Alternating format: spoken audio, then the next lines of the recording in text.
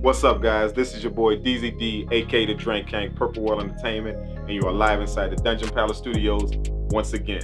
Thank you guys so much for tuning into the channel. I appreciate you guys clicking on this video, and I appreciate you guys supporting the channel. Today I have a nice little beat breakdown for you guys. I just wanted to jump into how I made this nice little mellow type trap beat. I was going for a Roddy Ricch type feel, and that's exactly what I wanted to do. You know, that down below track, nice, really mellow track. I really like that track, and I was listening to it, so it kind of inspired me. I just wanted to kind of get into it with you guys, show you guys how I made it in the MPC X, and let you guys see exactly how the track came out.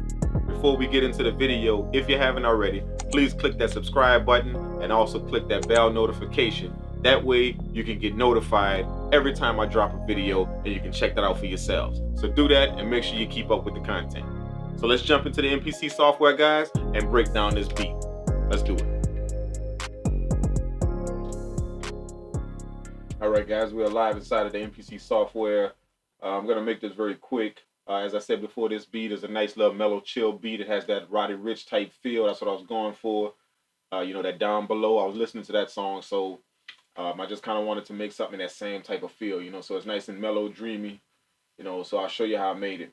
Let me just take you through the tracks real quick. I'm going to mute all of them. I'm going to show you. Let's go to track 2 up here, the bell melody sound. And I'm going to show you, this is what I started off with. Really nice melody. And this is what that sounds like.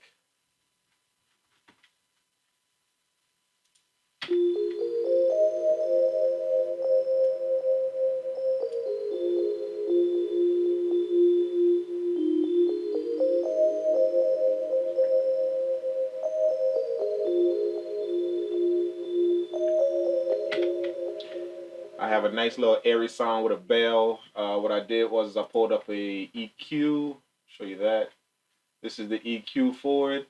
I cut off all the low end because I don't want that, and then I dropped off a lot of the high end because I wanted like a kind of like a lo-fi type feel, but you know, still keep the bell sound in it. So I dropped off all of the highs and just found some resonant frequencies right here in the middle. So I dropped that out as well, and that gave me the bass sound. Let's go to the piano chords. And I'll show you how I made that. The piano chords, I have a lot of processing on those, but I'll show you what that sounds like. Let's solo it real quick, and then I'll let you hear it in the context of the mix.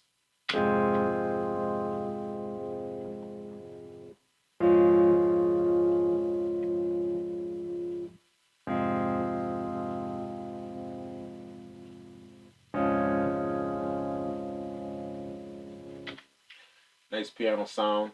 What I have going on here is I have an EQ, of course. Same type of deal that I have with the bell melody. Dropped out all of the lows, dropped out the highs because I wanted that dull feel, you know, that lo-fi feel, and then dropped out a bit of the resonant frequency there as well. Then I put a tremolo sync inside of the MPC. This is a real good device if you guys don't know. This kind of gives you that warp sound, and you can use the tremolo or the tremolo sync. And what the sync does is it syncs to your tempo. So if you have that tempo that's going, it's going to warp your sound in that same tempo that your beat is in. So I use that on some vinyl samples when I have it, things like that. So I use it on this as well, just to kind of get that warp feel. Then I put a bit of halftime on it. Sure you guys know about this plugin. It's a really good plugin. Kind of warps your beat, slows it down a little bit, and gives you a nice little background traps type feel. And then I threw some saturation on the end of it, just to kind of amp it up just a bit, and that gave me this. So let's listen to the context of the mix.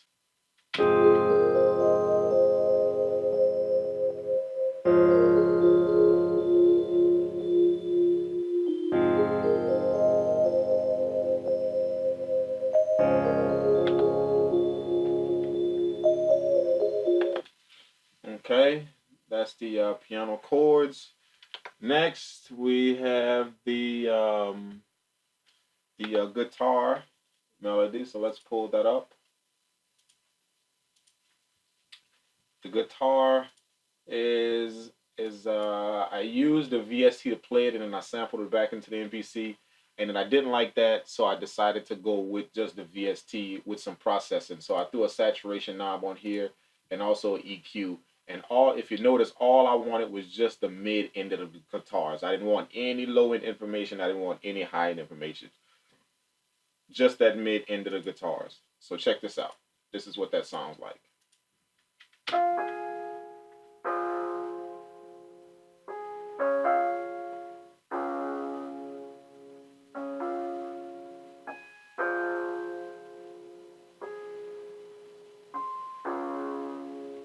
And if you notice, it has it has a little zing on it to kind of give it that crackly feel whenever those high notes hit. So let's play that in the context of the mix. Let's see what it sounds like.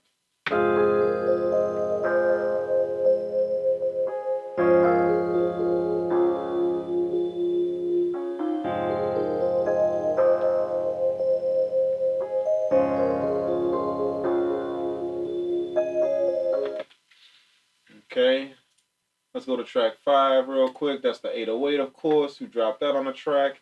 I'll let you hear what that sounds like.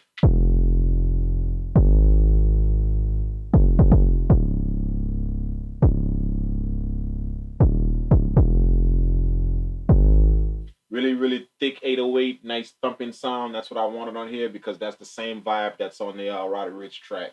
So I wanted that same exact vibe. So I just threw my regular processing on it, my bass plug-in to kind of make it shine a bit. I threw a saturation knob on it as well to give it a little amp.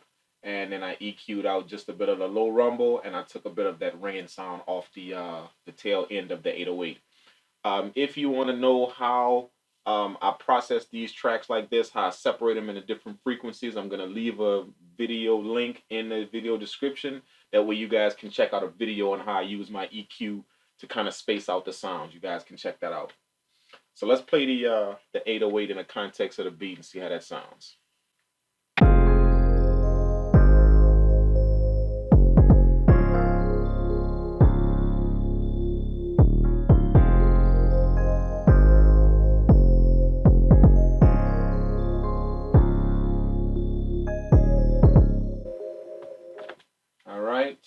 That takes care of the 808.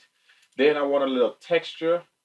So I pulled up this type of texture field just to kind of put some hits in the in the beat, you know, just to kind of give it a nice little warm backup type feel, and it actually worked out very well.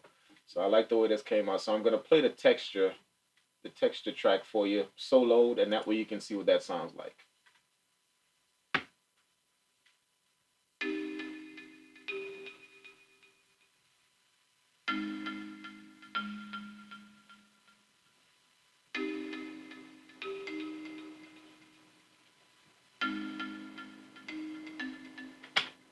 So that has a little bit of delay on it. You can notice it in the on the back end of the sound, a little bit of the Akai MPC delay sync on it. And if you notice when I play it in the context of the beat, watch how it just kind of shines in the background. It's like just a little texture to give the beat a bit more feel. So check it out.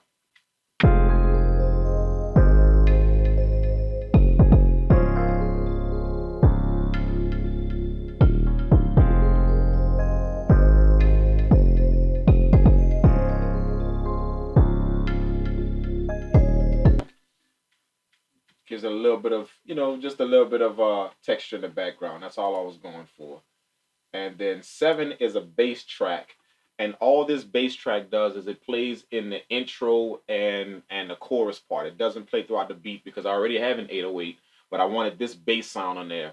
Kind of like the same way the Roddy Ricch track, it starts off with that bass and then the melody playing. So I wanted that same type of bass. So it's kind of like a soul bass. So let me solo that and let you hear what it sounds like.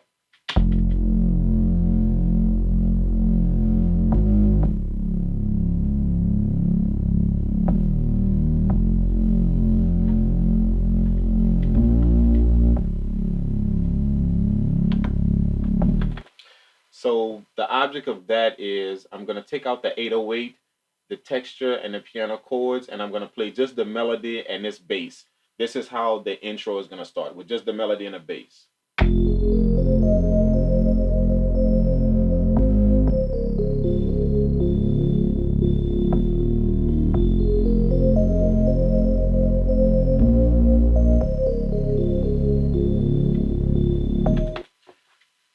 wanted just a nice intro feel with this particular sound. And as I said, it only plays in the intro and then it plays on a few of the chorus pieces.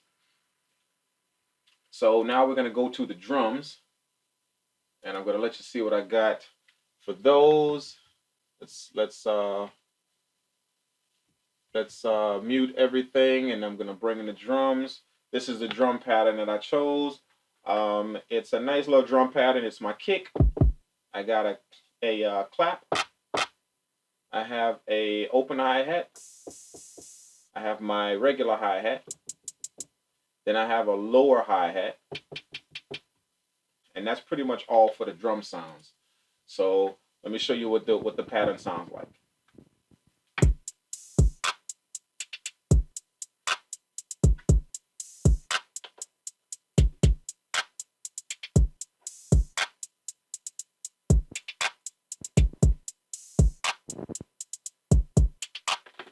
So this is with the 808 and the bell melody sound.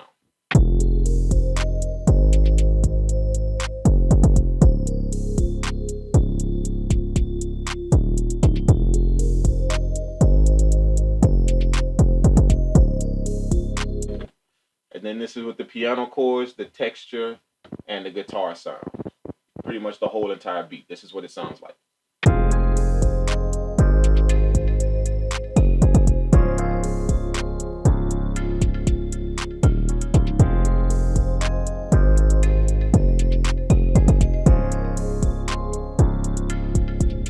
That concludes the video, guys. Thank you guys so much for tuning in. This was just a quick beat breakdown of how I made this Roddy Ricch type joint, and I appreciate you guys rocking with me. I'm gonna play a snippet of the beat after the video, and also I'm gonna leave a link in the video description where you guys can download this beat if you want to use it. Before I get out of here, guys, one thing I want to encourage you guys to do is, if you're gonna make tight beats, always try and listen to the genre that you're in. Listen to the song that you're trying to match. Make sure you try and identify 3 things in the beat: the high-end information, the mid-end information, and the low-end information. If you can identify your low bass, your mid instruments, and then your also high-end melodies, then you can always kind of create the same style beat that you're listening to. I'm going to leave a link in the video description that kind of teaches you how to use that rule of 3 method. It's a video that I made a while back, and you can check that out. That way you guys can understand more on how to find those 3 major things inside a beat. So check that out in the video description, and also check out the download link for the beat. If you haven't already, follow my Instagram at the Drank Kang, and also follow my Facebook page at facebook.com/Dungeon Palace Studios. I'm always connected with my people there, and I drop a lot of content on my social media. So go check that out, guys. If you like the beat, smash that like button. Also drop me a comment. Let me know that you're rocking with it. I appreciate it. This is your boy DZD, aka the Drank Kang, Purple World Entertainment, live from the Dungeon Palace Studios, and I will catch you guys in the next video. Peace out.